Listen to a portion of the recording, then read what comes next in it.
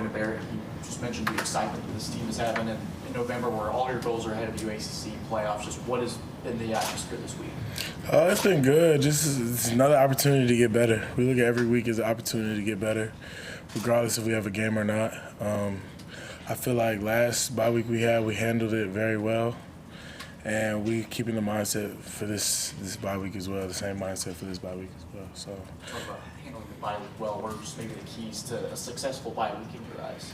I mean, treating it like you have a game on Saturday. Coach Sweeney told you guys after the game on Saturday that we play open at 12 o'clock in the Valley. So that's what we're doing. We're just treating it the same way we treat any other week.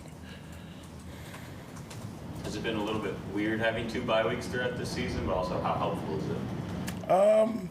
It's kind of weird because, the first one was so, early in the season.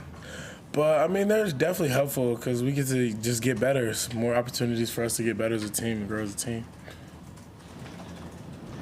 What has this season been like for you thus far? I mean, it's probably the longest stretch in a while where you played and not been sidelined. What has it been like for you to kind of be able to play and not worry about injuries and such? It's been great. It's really a blessing. As some of you guys know, I've worked really hard to get to this point, so I'm just blessed, honestly. Take every day, one day at a time, and just thankful for it, for real. How much has Coach Eason kind of helped grow your game this season? Tremendously. I mean, he's a great coach, and I'm coachable, so just mixing him being a great coach and me being coachable has really benefited me a lot this year. So I'm really appreciative of him. What are some of the things he kind of helped you kind of coach during preseason, during the season so far? Just like my hands and my footwork and just being violent at the point of attack and just everything he thinks we will need to be very successful defensive linemen in college and also in the NFL. So. I guess we've seen Peter in the jumbo package at fullback. Is there any, you would like to be in there, or the other defensive linemen would like to be in there? Was there any, kind of debate about who should be in there, or is that kind of the most obvious that Peter should be playing fullback? I mean, you saw what happened. I feel like I trust our coaches to make the right decision. He scared one guy out of the gap and pancaked the other one, so. I mean, I feel like we got the right guy for the job. I don't know what you guys think. Barrett said it was a terrifying sight if you were a defender watching Peter Woods roll straight at you. Would you agree with that assessment? I'm sure it is if somebody's 100 pounds less than him. I'm sure that's scary. But, I mean, yeah. I don't know. I haven't personally been on the opposite side.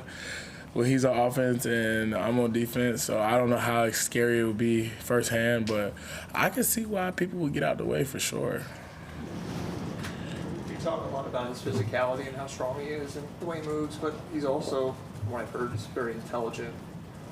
Is there ways that you can see that in him in terms of the way he plays the game or just film study? Yeah. No, I've noticed that about Peter since the day he's got here. He's very smart.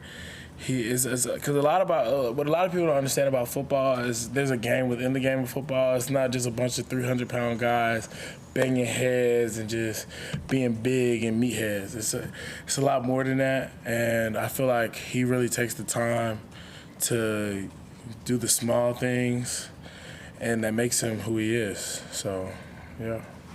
Talking to Devontae in the fall, he was talking about he taught, Peter has taught him some techniques and will actually teach. Has he ever taught you anything, or have you seen him go and teach other guys stuff? I would say that's just a part of playing with a good D-line. I feel like we bounce stuff off each other a lot, and guys that want to consistently get better, and we always we'll see something, we'll share it with each other, and because we all want to be great at the end of the day. So I feel like we bounce stuff off each other. We teach each other a lot of stuff every day. You guys have held opposing teams to under 100 rushing yards over the past 3 games.